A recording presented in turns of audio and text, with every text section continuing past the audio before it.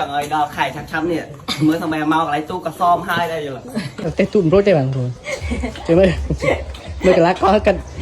cái mẹ làm là cái cháu ôm không này cái trái đo khe សួស្តីអ្នកនរគ្នាស្វាគមន៍មកកាន់វីដេអូថ្មីសកម្មភាពថ្មីជាមួយខ្ញុំទាំងអស់គ្នាថ្ងៃហ្នឹងគឺខ្ញុំមានកីឡាករទូក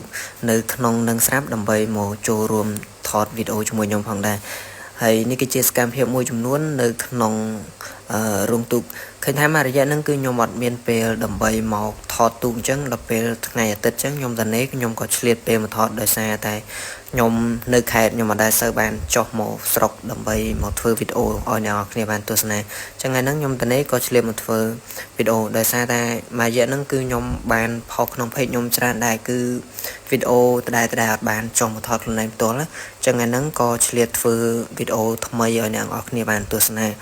ហើយនេះគឺជាសកម្មភាពមួយចំនួនដែលខ្ញុំបានមកថតហើយនឹងមើលរូបរាងទូកអ្នកនរគ្នាគឺអត់ទាន់មានណាគេ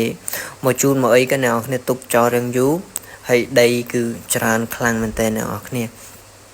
ហើយឃើញថាមួយរយៈនេះគឺភ្លៀងដែរអ្នកនរគ្នាភ្លៀងមកមេមករោងទូកយើងទី1រោងទូកយើងអត់ទាន់បានចាក់សាបដល់ពេលភ្លៀងមកគឺវារាំងផុងហើយអ្នកនរគ្នាហើយនេះគឺបាននេតមួយនេះឯងបោះសង្ហាទូកតែទូកយើងវារាំងច្រើនដែរអ្នកនរគ្នាទូកយើង